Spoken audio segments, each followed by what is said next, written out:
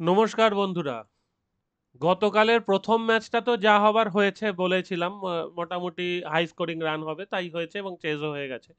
Second ম্যাচটায় Rajasthan Royals কি করে হারলো সেটা আপনাদের কারুর জানা থাকলে জানাবেন। যে সম্ভব ওই ম্যাচটা হারা? 7 বলে 5 বলে 7 রান, ওই ম্যাচ হেরে যাচ্ছে রাজস্থান রয়্যালস। মানে রাজস্থান রয়্যালস হারের নতুন নতুন নিয়ম আবিষ্কার করছে। কালকে কমেন্টেটর বললেন Rajasthan Royals snatch the defeat from the জজ অফ ভিক্টরি। একদমই তাই। মানে জয়ের মুখ থেকে হার ছিনিয়ে বার করে এনেছে রাজস্থান রয়্যালস। অসাধারণ, অসাধারণ পারফরমেন্স বললেও কম বলা হয়। যা হোক, বোলারের ক্রেডিট ছিল, অবশ্যই ছিল। বোলার যদি ওখানে ফুল টস এবং বাজে বল করতো, আভেজ খান বিশেষ করে লাস্ট ওভারে, তার আগের ওভারেও ভালো বল করে, সেটা খারাপ লাগতো। কিন্তু তা সত্ত্বেও যখন সেট ব্যাটসম্যান ব্যাট করছে, সিমরান হেডমায়ার ব্যাট করছে, ধ্রুব জুড়েল ব্যাট করছে, তখনও কেন এরকম অবস্থা? যা হোক, খেলা হয়েছে, কিন্তু সবচেয়ে চোখ কেড়েছে হলো বৈভব সূর্যবংশী। 14 বছর 23 দিনের ছেলে প্রথম বলে, আইপিএল এর মতো মাঠে, আইপিএল এর মতো মঞ্চে প্রথম বলে শার্দুল ঠাকুরকে যেভাবে ছয় মারলো, এবং কভারের ওপর দিয়ে ছয় মারা অত সোজা নয়। যারা সামান্য ক্রিকেট খেলেছেন তারা জানেন যে ওই শটটা কত কঠিন একটা শট। যে ওইখানে ওই ডিস্টেন্সে বল পাঠাতে গেলে যেরকম ফোর্স লাগে, যেরকম টাইমিং লাগে, সেটা 14 বছরের ছেলের কাছে আছে দেখেই আমরা অভিভূত। আমার ধারণা এই ছেলে অনেক দূর যাবে, অনেক দূর যাওয়ার মতোই ব্যাটিং স্টাইল, এবং অনেককে অনেক রেকর্ড ব্রেক করে দিতে পারবে। তবে এখনো বাচ্চা ছেলে, সব বলেই মারার প্রবণতা আছে। আস্তে আস্তে নিশ্চয়ই বড় প্লেয়ারদের সঙ্গে থেকে বা বড় কোচেদের সান্নিধ্যে থেকে সে নিশ্চয়ই নিজেকে আরো মোল্ড করবে, যেটা আমরা যশস্বী জয়সওয়ালের ব্যাটে দেখতে পাই এখন। অনেক বেশি কম্পোজড ব্যাটিং, অনেক দায়িত্বশীল ব্যাটিং যশস্বী জয়সওয়ালের ব্যাটে আমরা দেখতে পাই। যশস্বী জয়সওয়াল যদি ওই সময় আউট না হতো তাহলে ম্যাচটা অনেক সহজেই বেরিয়ে যেত। নীতিশ রানা কালকে সেরাম খেলতে পারেনি। রিয়ান পারাগ প্রতিদিনই দারুণ একটা স্টার্ট করে, তারপর কোথায় হারিয়ে যান তিনিই জানেন। উনি খেলাটা শেষ করে যেতে পারতেন, কিন্তু উনার সেই ইচ্ছাটাই মনে হয় নেই যে খেলা শেষ করে মাঠ থেকে বাড়ি ফিরবো। উনি একটা শো টু গ্যালারি যেটা বলে, প্লে টু দ্য গ্যালারি যেটা বলে, সেই ধরনের খেলা খেলতে পছন্দ করেন, যে দর্শকরা আনন্দে ফেটে পড়বে এবং ওনার ব্যাটিং দেখে লোকে মুগ্ধ হয়ে যাবে। সত্যি মুগ্ধ হওয়ার মতো ব্যাটিং করেন তিনি। কিন্তু তেনার তিনার টেম্পারামেন্টের যথেষ্ট অভাব, আমি সেটা লক্ষ্য করেছি আগেও, এবং এখনো আরেকবার বলতে বাধ্য হলাম যে যথেষ্ট অভাব আছে টেম্পারামেন্টের। আজকে দুটো ম্যাচ নিয়ে আলোচনা করব। Punjab Kings versus Royal Challengers Bangalore, যেটা কিনা আগের দিন আমরা দেখলাম 95 রানে রয়্যাল চ্যালেঞ্জার্স ব্যাঙ্গালোর গুড়িয়ে গেল। সেখান থেকে পাঞ্জাব কিংস খেলাটা এদিক ওদিক টাল সামলাতে সামলাতেও কিন্তু শেষ পর্যন্ত খেলাটা নিজের পকেটস্থ করে ফেলেছে পাঞ্জাব কিংস। এবং পাঞ্জাব কিংসের আমরা যদি দেখি, পিবিকেএস কিন্তু 7 ম্যাচে 10 পয়েন্ট, জিটি 7 ম্যাচে 10 পয়েন্ট, ডিসি 7 ম্যাচে 10 পয়েন্ট, আর এলএসজি 8 ম্যাচে 10 পয়েন্ট। এলএসজি আর আর আর এইমাত্র একমাত্র দুটো টিম যারা 8টা করে ম্যাচ খেলা হয়ে গেছে। তার মানে আর আর এর সামনে আর 6টা ম্যাচ পড়ে আছে। 6টা ম্যাচে যদিও তফাৎ বেশি দূর নয়, সবাই দেখুন 10-10 হতে থাকছে। আজকে কি আরসিবির 10 হওয়ার পালা? সেদিকেই মনে হচ্ছে যে হবে, কারণ আরসিবি এই বছর দেখা গেছে ঘরের মাঠে যেরাম ঝোলাচ্ছে, বাইরে গিয়ে কিন্তু ভালো খেলছে।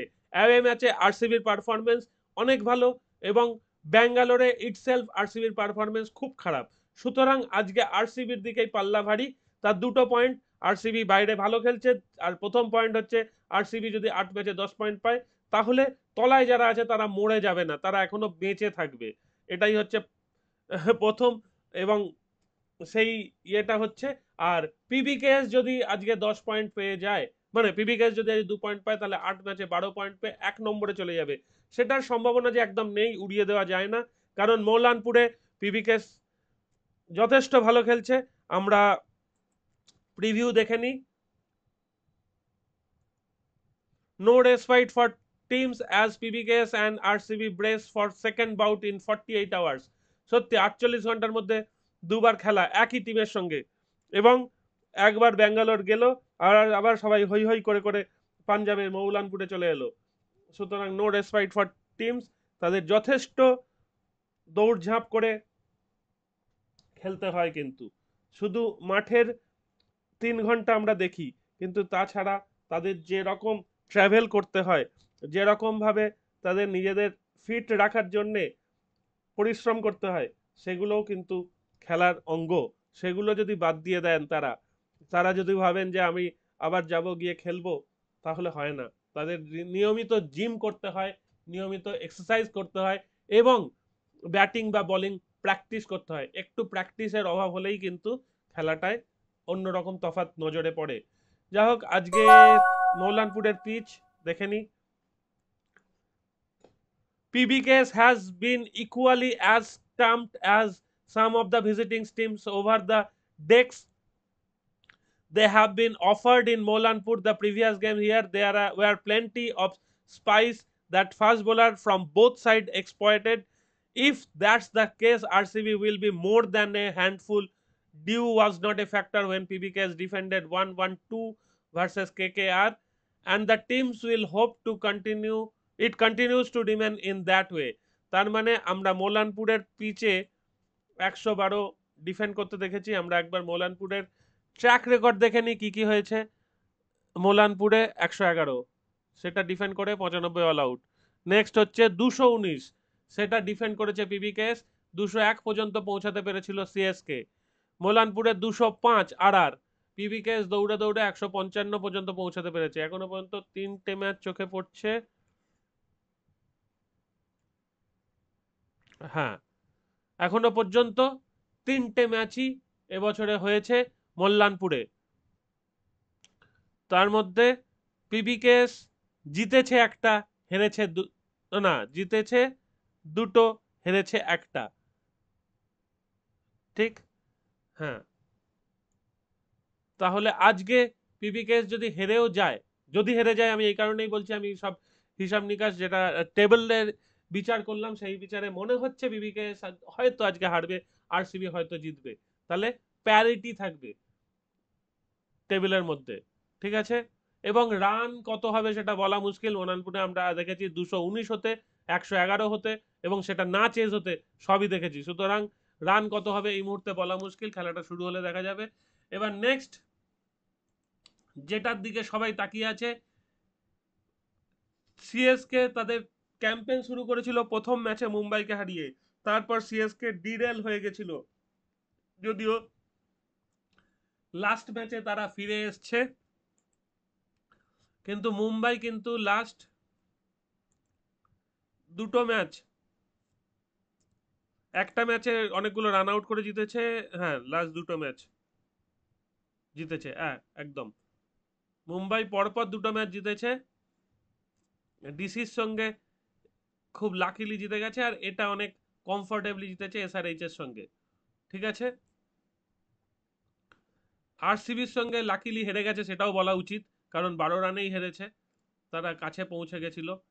এলএসজির সঙ্গে 12 রানে জিতেছে, তাহলে মুম্বাই আর 12, এইটা কিন্তু একদম লেগে আছে। দেখুন এবছরে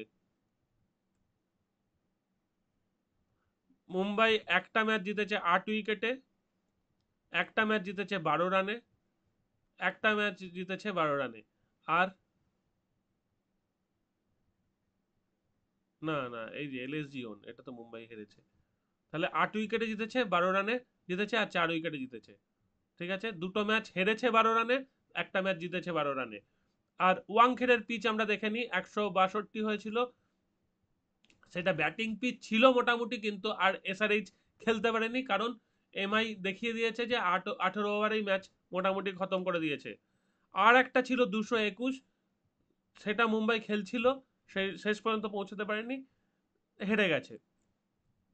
আর একটা ছিল 116, সেটা কেকেআর করেছিল, মুম্বাই কিন্তু 12 ওভার 5 বলে খতম করে দিয়েছে। সুতরাং এই পিচে অনেক রান করা যেত, সেটা করতে পারেনি কেকেআর। তার মানে আমরা ওয়াংখেড়েকে মোটামুটি ব্যাটিং ফ্রেন্ডলি পিচ ধরতে পারি, এবং ব্যাটিং ফ্রেন্ডলি পিচ হলেও যে এবারে সিএসকে ভালো খেলতে পারছে না, সেটা সিএসকে টিম কম্বিনেশন হোক বা যা হোক, সিএসকে সমস্যা হচ্ছে। আজকেও আশা করি ধোনি ক্যাপ্টেন থাকবেন, দেখে নি। ব্রেভিস জয়েন করেছে CSK, Dhoni captain, wicket keeper. Rachin Rabindra সেই রকম পারফর্ম করতে পারছেন না, হয়তো সেটাও একটা বড় পয়েন্ট। শিবম দুবে আগের বছরের চেয়ে এবছরে অনেক বেশি কম্পোজ প্লেয়ার লেগেছে আমার, ভালো ব্যাটিং দেখেছি শিবম দুবের পক্ষ থেকে। শিবম দুবেকে আমি চিরকালই আহ, মানে বাজে মন্তব্য করে আসি, কিন্তু আমি বলতে বাধ্য হচ্ছি লাস্ট দুটো তিনটে ম্যাচে শিবম দুবের অনেকটা বেশি ম্যাচুরিটি দেখেছি, যদিও কাজের কাজ হয়নি, যাই হোক ঠিক আছে, শিবম দুবের পক্ষ থেকে যতটা সম্ভব ততটা করেছেন। বিজয় শঙ্কর হয়তো খুব পোটেনশিয়াল আছে, কিন্তু সেইভাবে তার নিখার নিখড়ে বেরোয় না, সেটাই বলা যায়। বিজয় শঙ্করকে সেইভাবে দেখা যায় না, ঠিক আছে। ধোনি, তিনি এই বয়সেও 43-44 বছর বয়সেও যা খেলছেন সেটাই মানুষ পাগলের মতো দেখছে। ওভারটন, কাম্বোজ, নূর আহমেদ, খালিল আহমেদ, পাথিরানা, পাথিরানা কিন্তু অনেক বেশি কম্পোজড লাগছে, পাথিরানাকে ভালো লাগছে, ঠিক আছে। সাইক, রাশিদ যদি আরেকটু মারকুটে ব্যাট করে এবং একটু টিকে খেলতে পারে তাহলে ভালো। মুম্বাইয়ের টিম কিন্তু দারুণ, একদম কম্পোজড টিম, সবাই ছন্দে আছেন। আজকে মুম্বাইয়ের চান্স বেশি, কিন্তু ওই যে যদি আজকে ধোনিরা হারে তাহলে কিন্তু টুর্নামেন্ট থেকে হারিয়ে যাবে। Having lost to CSK in their opening game on a slow turner at Chepauk, MI would want the kind of spin friendly pitch they played on would not want the kind of spin friendly pitch they played on against SRH for CSK game, especially without Karan and with Noor Ahmed, Jadeja and Rachin Ravindra in the opposite camp. Their batting plans are failing in place, which means high scoring track like the one against Royal Challengers Bengaluru. They may suit them better, which whatever the pitch, the team winning the toss is expected to chase, as there has been some dew in Mumbai in hot and humid condition. তার মানে যারাই টসে জিতবে তারাই প্রথমে fielding নেবে, কারণ পরে চেস করার সুবিধার জন্যে।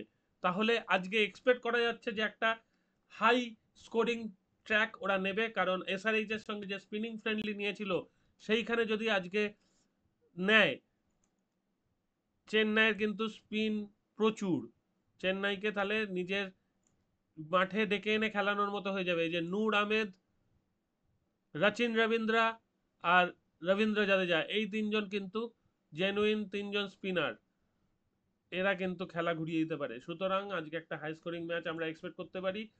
স্লাইটলি মনে হচ্ছে সিএসকে উইন হবে, স্লাইটলি, খেলার আগে যেটা মনে হয় সেই হিসাবে বললাম।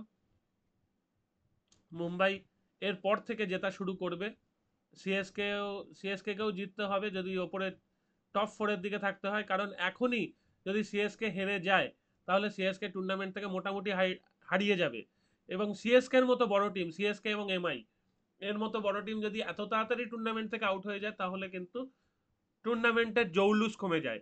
আমি জানি না শেষ পর্যন্ত চারে সিএসকে এবং এমআই পৌঁছাতে পারবে কি পারবে না, কি কি ক্যালকুলেশন হবে সেটা যত খেলা এগোবে, যত শেষের দিকে যাবে, মানে বিজনেস এন্ড, ইয়ান বিসাবের ভাষায় বিজনেস এন্ডের দিকে যত যাবে তত কিন্তু খেলাটা আরো জমজমাট হয়ে উঠবে।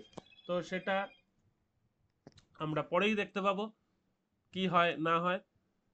তো সেই হিসাবে দেখা যাক, খেলা শুরু হোক তারপর বলছি।